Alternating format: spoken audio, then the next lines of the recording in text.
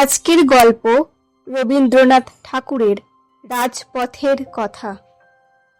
আমি কাহারও লক্ষ্য নহি, আমি সকলের উপায় মাত্র। আমি কাহারও গৃহ নহি, আমি সকলকে গৃহে লইয়া যাই। আমার অহরহ এই শোক, আমাতে কেহ চরণ রাখে না, আমার ওপরে কেহ দাঁড়াইতে চাহে না। যাহাদের গৃহ সুদূরে অবস্থিত, তাহারা আমাকেই অভিশাপ দেয়। আমি যে পরম ধৈর্যে তাহাদিগে গৃহের দ্বার পর্যন্ত পৌঁছিয়া দিই, তাহার জন্য কৃতজ্ঞতা কই পাই। গৃহে গিয়া বিরাম, গৃহে গিয়া আনন্দ, গৃহে গিয়া সুখ সম্মিলন, আর আমার ওপরে কেবল শ্রান্তির ভার, কেবল অনিচ্ছাকৃত শ্রম, কেবল বিচ্ছেদ।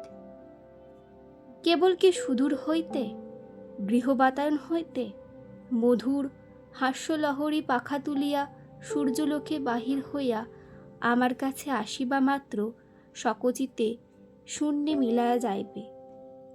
গৃহে সেই আনন্দের কণা আমি কি একটুখানি পাইব না? কখনো কখনো তাহাও পাই। বালক বালিকারা হাসিতে হাসিতে কলরব করিতে করিতে আমার কাছে আসিয়া খেলা করে। তাহাদের গৃহের আনন্দ তাহারা পথে লইয়া আসে।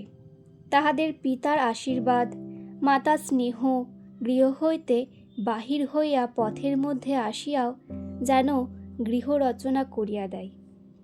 আমার ধূলিতে তাহারা স্নেহ দিয়া যায়, আমার ধূলিকে তাহারা রাশীকৃত করে ও তাহাদের ছোট ছোট হাতগুলি দিয়া সেই স্তূপকে মৃদু মৃদু আঘাত করিয়া পরম স্নেহে ঘুম পাড়াইতে চায়।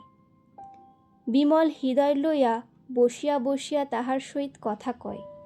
হায় হায়, এত স্নেহ পাইয়াও সে তাহার উত্তর দিতে পারে না।